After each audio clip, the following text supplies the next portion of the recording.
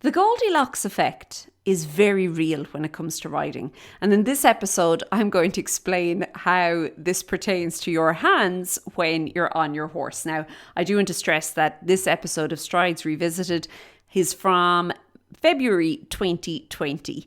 And we had just moved back from living in Ireland for, I think, a year and a half. We'd just come back the end of January. And it sounds echoey because it was echoey. Okay. It was like literally just I had to make a plan. I had to get the episode done. Things were a bit crazy. The house and especially my office was nowhere near where we wanted it. But you know what? It was the way it was and we made a plan. So I do apologize for the audio quality, but I do hope that you get a lot out of this episode of Strides Revisited. Okay, let's dive in.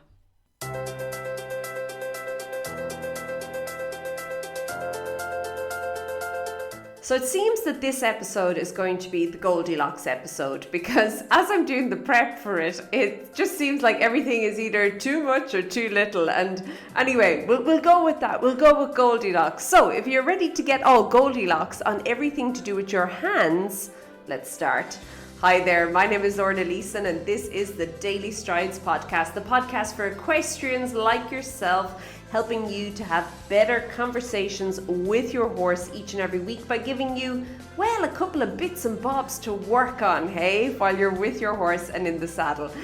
This week, I want to dive into all things to do with your hands, and specifically, I want to talk about 4 things that you possibly or potentially are doing wrong with your hands while riding. Now, this is all down to the fact that we are shortly going to be launching the live version of Returning to Riding. So all of you past students out there, you're going to get an invite to join us again. And if you would love to do something over the coming 3 months, working with us, working with a group of people to really and truly get your riding moving forward and get the basics on autopilot, because that's what it's all about.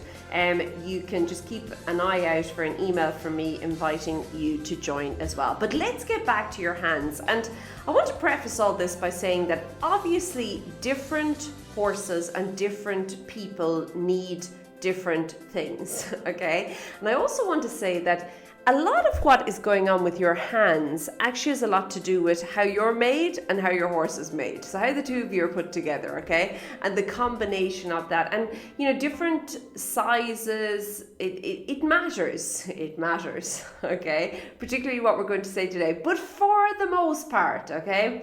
We're going to look for the kind of the Goldilocks in all of this, the happy middle, as you work with your horse. So the first thing I want to talk about today in the 4 things that you are potentially doing wrong with your hands in your riding is being too fidgety. Oh. When I'm in the arena with people, I call this piano fingers. You see them, they go up and down the reins. And I'm going to tell you, this comes from usually not holding the reins correctly. And if you're saying, but Lorna, I'm always holding the reins correctly. Well, my dear, if you're playing the piano while you're on the horse, I'm going to guess that maybe you're not. It's not as great as it could be. What I want you to do next time you're riding is to actually look at where you are holding the reins. And what I mean by this is where you're gripping. Okay, so many people make the mistake of gripping with their fingers. That's not where you hold the reins. You actually hold the reins really with your thumb, okay? And it's where the rein passes over your index finger. So obviously it comes in through kind of between your little finger and your ring finger, comes up the back of all your fingers, and then it passes over your index finger, okay? And it's where it passes over your index finger, that is where your thumb should actually be on top of the rein. And it's your thumb, and I don't want to use the word pinching because that kind of gives us the impression of all sorts of tension, which we don't want. But it really is, it's your thumb applying pressure there to the rein at that point that actually holds the reins. Now, why is this so important? Well, because it kind of frees up your fingers, doesn't it? There you go. And we'll talk about those just later, your fingers. But yeah, so that is the big thing. So I want you, if you're guilty of playing the piano while on the horse, maybe you can have a little look-see at that one, okay? So just make a plan with that. Okay, the next thing that I see happening a lot is riders holding their hands either too high or too low, okay? Now, a good rule of thumb is that if I was to stand and look at you, and you're kind of on a side profile. So I'm looking at the side of you and your horse. So I can see all one side, let's say the left side. I can see all one side of your horse, okay? You on your horse, so you as well, okay? Now, what I should be able to see is from your elbow right the way down, so all the way down your arm, through your wrist, through your hand, all the way down the rein to the bit should be one continuous, straight, unbroken line, okay?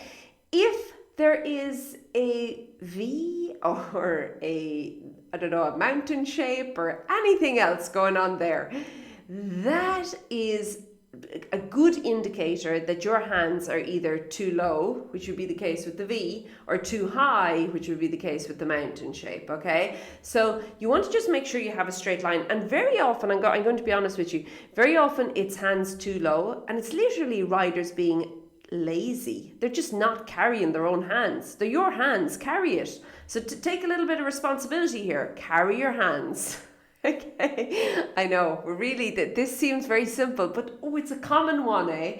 So you want to lift your hands a little bit, carry your hands. If you're kind of wondering, how high should I lift them then if I need to carry them? Think about that line and think about getting that straight line, and that'll kind of, I feel that won't put you wrong, okay? That's a very easy way, and it's something you can visually see, and it's something you can visually continuously check. You can just glance and have a little look-see, okay? And you can check it. Check the line, okay? So, of course, having your hands too high or too low is going to affect where the pressure is on your horse's mouth with the bit, and that affects how your horse goes. So that's why it's so important, okay? So the next problem, and the other problem that I often see kind of coupled with this, is either the hands too close together or too wide apart. Now, the too close together is usually more common, okay?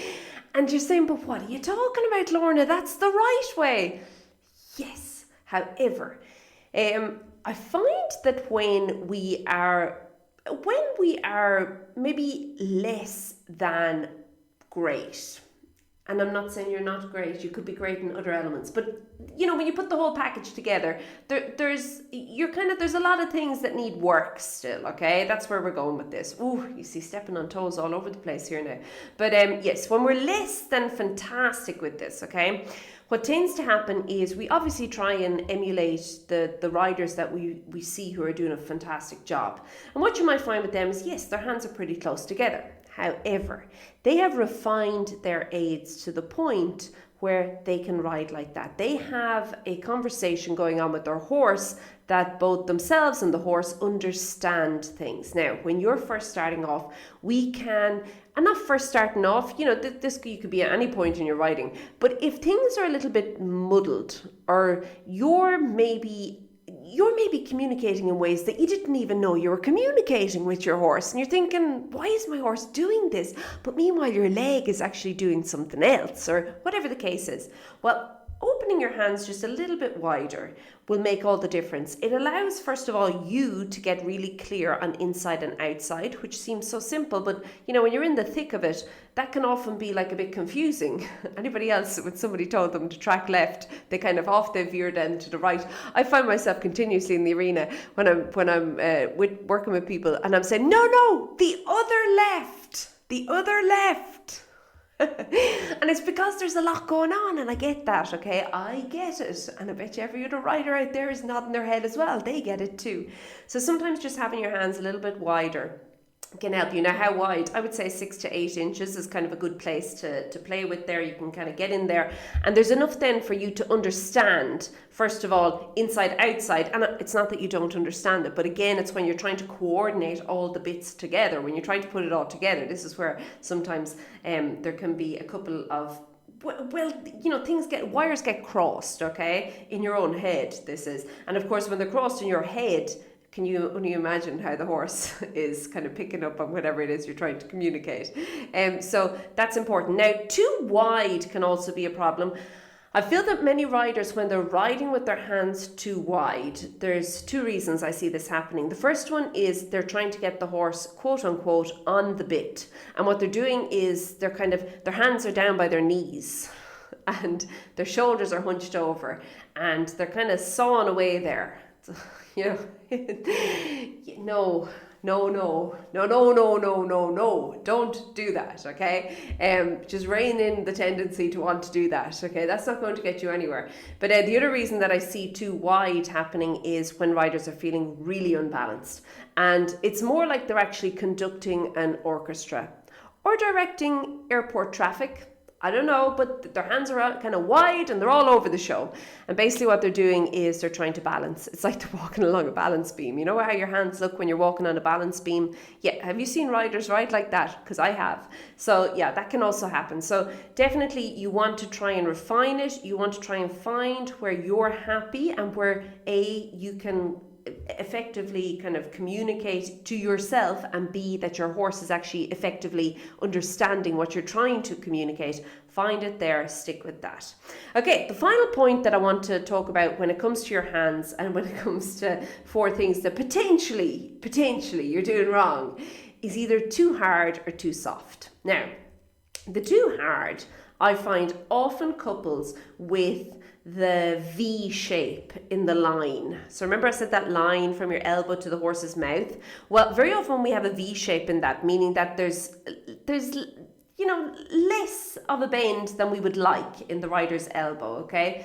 That often leads to it being too hard. Now, the other way too hard can happen is there's too much tension through the rider's hands, through the rider's arms. So very often through the arms, you'll see it's where the knuckles are on top. So rather than the thumb being on top, it's where the rider's actually turned their hand and the knuckles are on top. And you can do that's a really simple thing you can do right now, and you can feel how it changes the tension in your arm. Can you feel that? So go from thumbs on top to knuckle on top. Ooh, all the difference, eh? But there's a lot of reasons, and then tension through the chest and across the shoulders as well is going to impact that as well, okay? If you have excessive tension through your body, you're going to have to try and figure out, first of all, why is that there, and then begin working on it. A really simple way is just think about relaxing your shoulders. So think about creating space through, or basically between your earlobes, if you want, and your shoulders. Now I want you to think about that, actively think about it, and make it happen.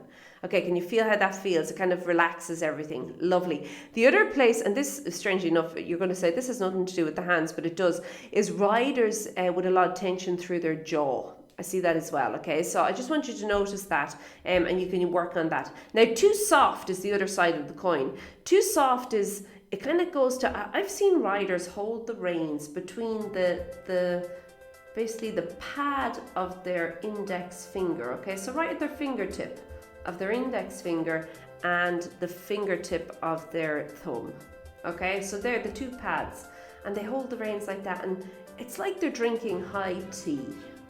Their pinky fingers are just sticking out there. I don't know what's going on.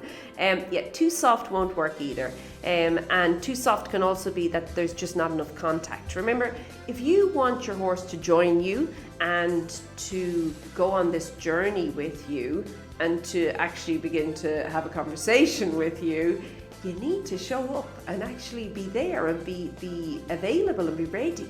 And that can sometimes be where riders are letting it drop, and literally they're letting the contact drop. It's too soft and it's too long.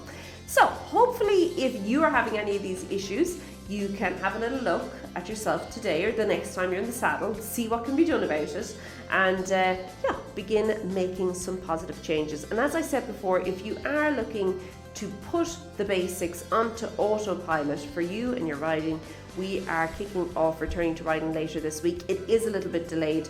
I've had a great the 2020 has been interesting so far for us, but anyway, long story short, hopefully we've got everything sorted out now going forward, and we will be kicking that off later this week, so I'd love to have you in there. Okay, I'll see you soon. Be good. Bye bye.